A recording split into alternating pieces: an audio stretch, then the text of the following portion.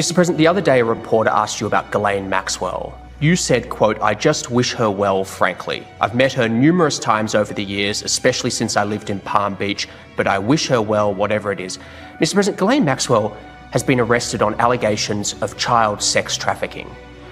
Why would you wish such a person well? I don't know that, but I do know that she has. She's been arrested for that. Her friend or boyfriend, Epstein, was either killed or committed suicide in jail. She's now in jail. Yeah, I wish her well. I'd wish you well. I'd wish a lot of people well. Good luck. Let them prove somebody was guilty. I mean, you do know that. Oh, so you're saying you hope she doesn't die in jail? Is that what you mean by wish her well? Her boyfriend died in jail, and people are still trying to figure out, how did it happen? Was it suicide? Was he killed? And I do wish her well. I'm not looking for anything bad for her. I'm not looking bad for anybody. And they took that and she's a alleged child sex trafficking. Big deal. But all it is her boyfriend died. He died in jail. Was he killed? Was it suicide? I do. I wish her well.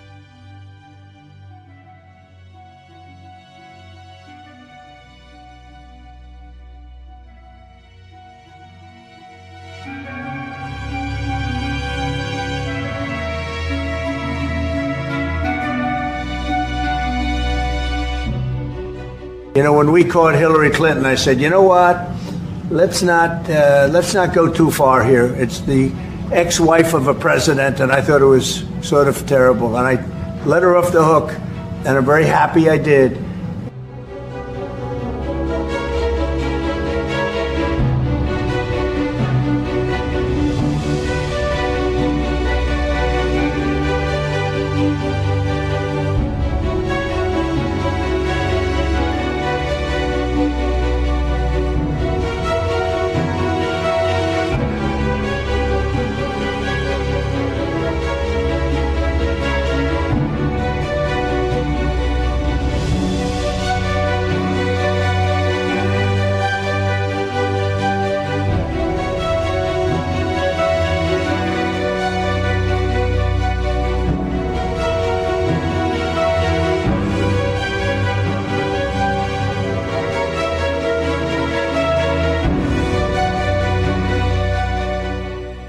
Her boyfriend died in jail, and people are still trying to figure out, how did it happen? Was it suicide? Was he killed?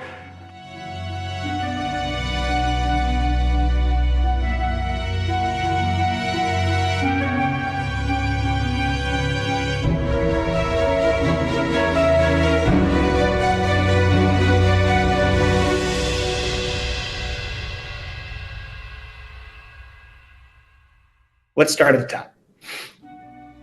Jeffrey Epstein.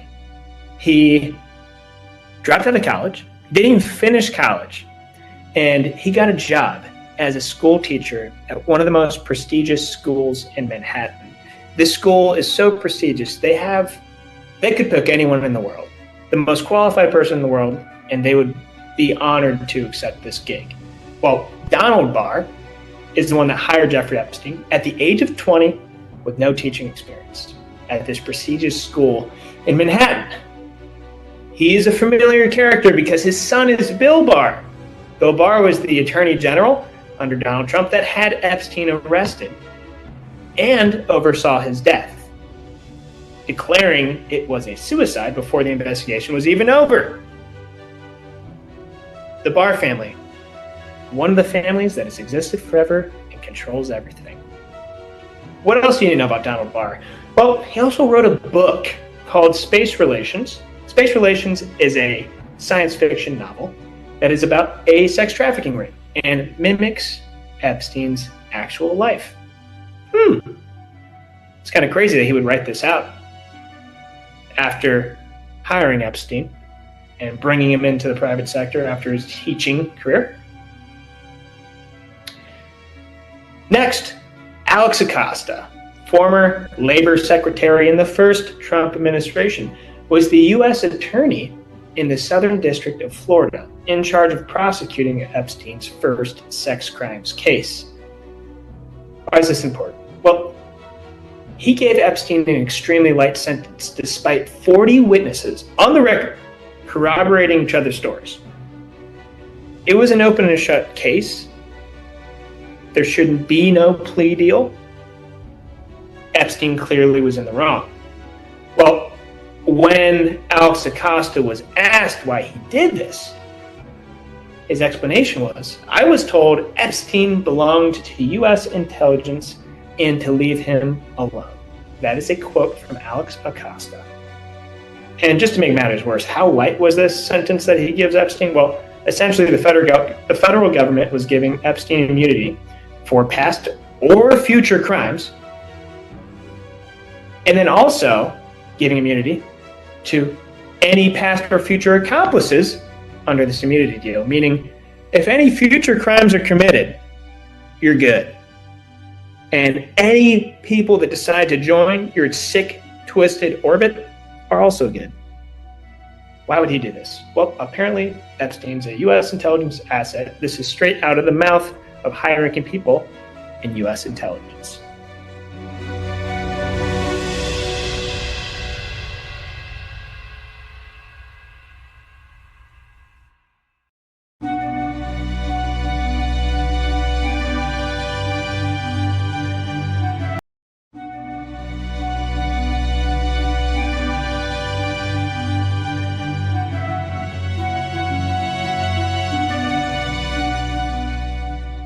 Why isn't America in the book of Revelation? Like seriously, you flip through the whole thing and there's wars, nations, kings, judgments, even specific places like Israel. But the most powerful country in the world? Nothing. It's weird, right? I mean, America has been leading the world for decades in military, in money, in influence. So if the end of the world is going down, wouldn't the US be involved somehow? But maybe, just maybe, the reason she's not there is because she fell. Let me break this down with just 2 verses. Simple, no fluff. First one, Proverbs 14 verse 34. Righteousness exalts a nation, but sin is a disgrace to any people. Boom. That one line already explains a lot. See, when a nation follows God, he lifts it up, gives it peace, power, protection. But when a nation turns its back on God, it's like pulling the plug on itself. Just think about where America is right now.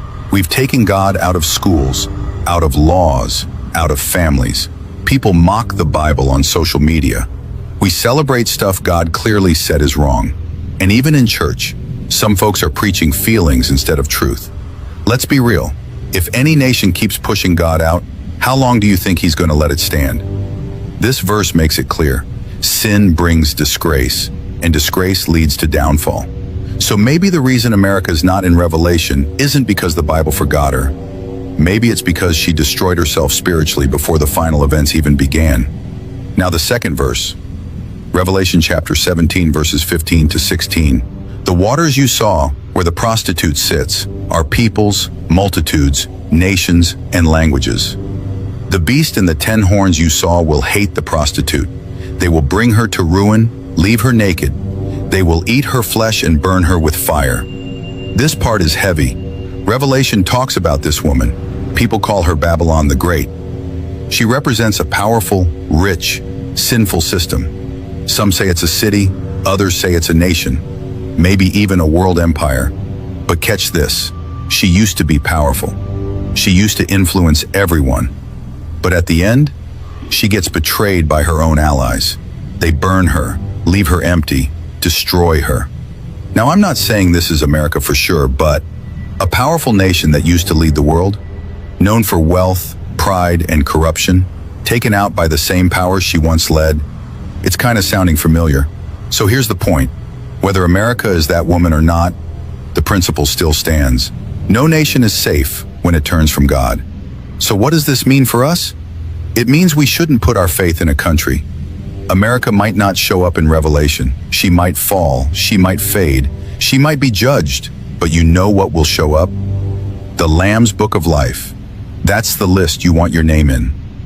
Because when the world starts shaking, and it already is, your hope can't be in a flag or a nation. So don't just pray for your country. Make sure your soul is right. Because America may disappear from prophecy, but you don't have to disappear from eternity.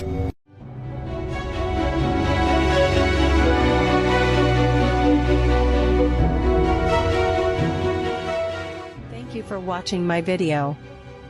Please visit my website at samstwitch.com. My X profile is at x.com/samstwitch_Sam. My YouTube channel is at youtube.com/samstwitch. I post videos that I cannot post on YouTube on my BitChute channel, at bitchute.com/samstwitch.